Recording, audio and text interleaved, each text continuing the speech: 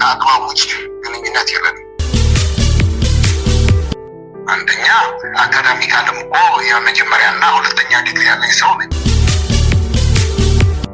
ስለዚህ ፌደራል መንግስት ፍጹም ያደረገውም ካሁን በኋላ ብለን ከፕሪቶሪያ ውል ውጭ ጉዳይ ማየት የለብንም። አሁን እኔ እንደዛ አይነት አይደለሁም። አንደኛ የትግራይ ህዝብ ጥያቄም እንቅስቃሴም በግለሰቦች አይወሰንም።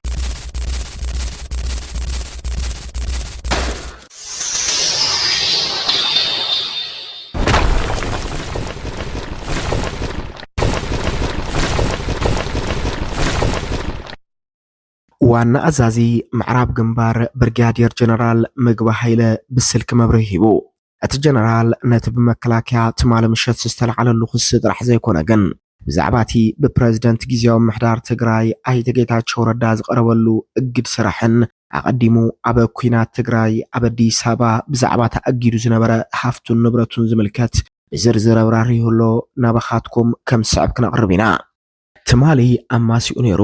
መከላከያ ሰራዊት ኣብ ዕላው ናይ ፌስቡክ ገጹ ኣብ ልዕሊ ዋና ኣዛዚ ምዕራብ ግንባር ትግራዋይ ጀነራል ምግበ ኃይለ ብዋና ደጋፍነት ፋኖ ብምኽሳስ ኣብ ክልል ኣምሓራ ንዝንቀሳቐስ ዕጡቕ ይድግፈሎ ክብል ወንጅልዎ ምንባሩ ዝፍለጥ እዩ። ምስ ጉሕለት መዓድንን ወርቅን ተኣሳሲሩ ሽሙ ብስፍሓት ብምልዓል ካብዚ ተግባሩ ጀነራል ምግበ ኃይለ ክቁጠብ እውን ጻውዒት ቀሪቡ። ሎሚ ድማ እቲ ጀነራል ባዕሉ ብስልኪ ነተብልዕልኡ ዝመፀ ክሲ ግብረ መልሲ ይብሎ ከም ስዕብ ክቐርብ እዩ። ኣብዚ ሰዓት ኣብ መደበኛ ልሙድ ናይ ፀጥታ ስራሕይ ኣብ መቐለ ዘለኹ ዝበለ ብርጋዴር ጀነራል ምግበ ኃይለ ነቲ ብመከላከያ ዝመፀ ኣብ ኣምሓራ 6 ዞባታት ዝተፈጠረ ናይ ፀጥታ ፀገም ስዒቡ ብወገን መንግስት ዝቐረበ ክሲ መሰረት ዘይብሉ ውፁእ ጻዕዳ ሓሶት ክብል ድማ ግብረ መልሲ ይብሉ። ስለዚህ የፋኖ የሚባለውን እንቅስቃሴ የራሱ የሆነ እንትን ሊኖረው ይችላል። እኛ ከፋኖ ጋር ከአግባብ ውጭ ግንኙነት የለንም።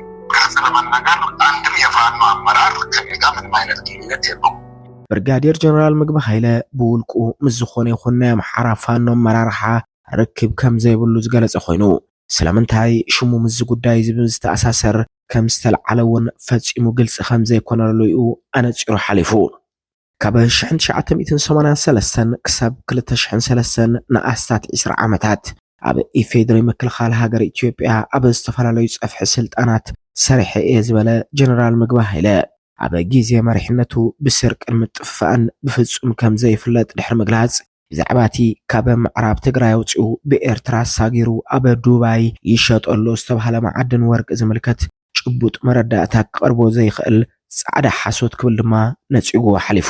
ባለሁበት ቦታም ቢሆን በመከላከያም በነበርኩበት በቢዝነስ ዓለምም በነበርኩበት ሁሉም ነገር በአግባቡ የሚሄድ ህጋዊ ሰው ነኝና የወርቅ የሚባለውም ጠቅላላ ፍጹም አሉባልታ ነው። ብዛዕባ እቲ ዘይተኣደነ ሃፍትን ንብረትን እቲ ጀነራል ዝምልከት ኣብቲ ቃለ መሕትት ዝርዝር መብርህ ዝሃበ ጀነራል ምግበ ኃይለ ልክዕዩ ከም ማንም ሰብ ኣብ ኣዲስ ኣበባ ገዛ ኣለኒ ክብል ዝገለጸ ኮይኑ እንተቲ ፎቃት ደርዲሩ ኣብ ዱባይ መንበር ገዛ ንምግዛእ ተዋዓኢሉ ዝብል ብወገን መከላከያ ዝቐረበ ዝንቡዕ ሓበሬታ ግን ዝፈልጦ ነገር የብለይን ክብል ነፂጉ ሓሊፉ። እኔ ፎቆች የሉኝም አዲስ አበባ እንደ ማንኛውም ዜጋ መደበኛ የሆነ ቦታ አለኝ። ምንም መንግስትም ያውቀዋል። ከዚህ በፊትም መከላከያም እያለሁት በኢትዮጵያ መከላከያ ውስጥ እያለሁም የነበረ ቦታ ነው። እዛ የተለየ ነገር የለም። መንግስት ከዚህ በፊት በነበረ ጦርነት እንደ ማንኛውም የትግራይ በዚህ ጦርነት የተሳትፏል በሚል ታቅደው ነበር። ኋላ መንግስት በአግባቡ የለቀቃቸው ናቸው። ስለዚህ የተለየ ሀብትም ያለኝ ሰው አይደለሁም። ብዙሕ ግዜ ብዛዕባ ናይ ትምህርቲ ደረጃ ጀነራላት ትግራይ እንትልዓል ፊደል ከም ዘይቆፀረ ትምህርቲ ከም ዘይፀገበ ተገይሩ ዝውሰድ ዋና ኣዛዚ ምዕራብ ግንባር ብርጋዴር ጀነራል ምግበ ኃይለ ሎሚ ግን ነዚ ጉዳይ ዝምልከት ብዝርዝር ኣነፂሩ ሓሊፉሎ። ምግበ ኣብ መብርሂኡ ቀዳማይን ካልኣይን ዲግሪ ትምህርቱ ዝተምሃረ ምዃኑ ከም ምግላጽ ሓሊፉ ኣብቲ ንኣስታት 20 ዓመት ኣብ መከላከያ ዘሕለፎ እዋን መሪሕነቱ እውን ዝበዝሕ ግዜ ኣብ ስታፍ ኮሌጅ ከም ዋና ዳይሬክተር ትምህርትን ስልጠናን ኮይኑ የገልግል ከም ዝጸንሐ እውን ገሊጹ ሓሊፉ እዩ። ሚሊተሪ እውቀት ላይ ዝም ብሎ እዛ ያለው እኔን የሚመጥን አይደለም። አንደኛ አካዳሚካልም እኮ የመጀመሪያና ሁለተኛ ዲግሪ ያለኝ ሰው ነኝ።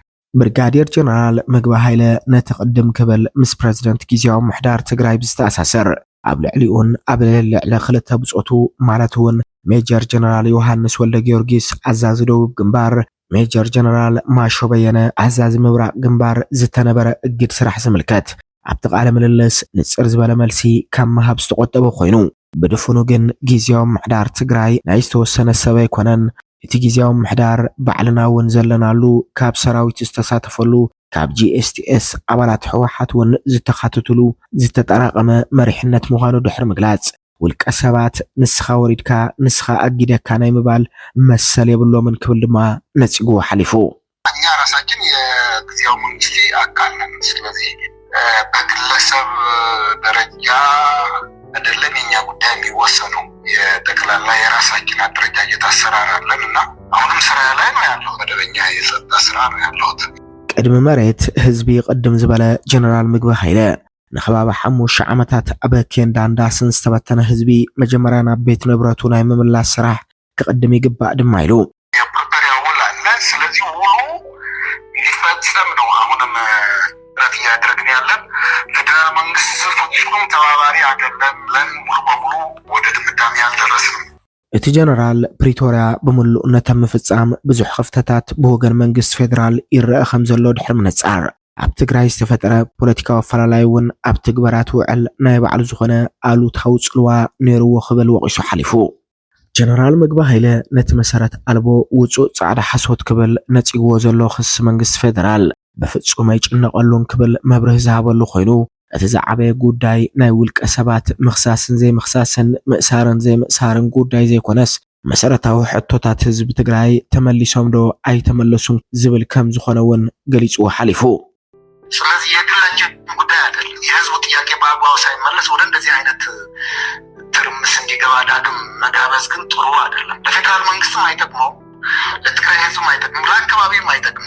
ውዕሊ ፕሪቶሪያ ብምሉእነት ክትግበር ወገን ክልቲኦም ኣካላት ዘሎ ፈላላይ ጸቢቡ ብቕልጡፍ ኣብ መሬት ክወርድ ድሕሪ ምሕባር ግዝኣታዊ ሓድነት ትግራይ ናብቲ ቅድሚ ኩናት ዝነበሩ ኩነታት ክምለስ ከም ዝግባእ እውን ጀነራል ምግባይ ሃይለ ኣብቲ ቃለ መሕትት ጻውዒት ኣቕሪቡ እምበኣርከስ ፍትዋት ተኸታተልቲ ምድላዋት ታርጌት ሚድያ ብርጋዴር ጀነራል ምግባይ ሃይለ ኣብ እዋናዊ ኩነታት ተመልኪቱ ነቲ ትማሊ ብሚኒስተር ምክልኻል ሃገር ኢትዮጵያ ዝቐረበሉ ክስ ዝምልከት نزهابو مبراهره بخمس سعبنا بخاتكم قريبنا سلام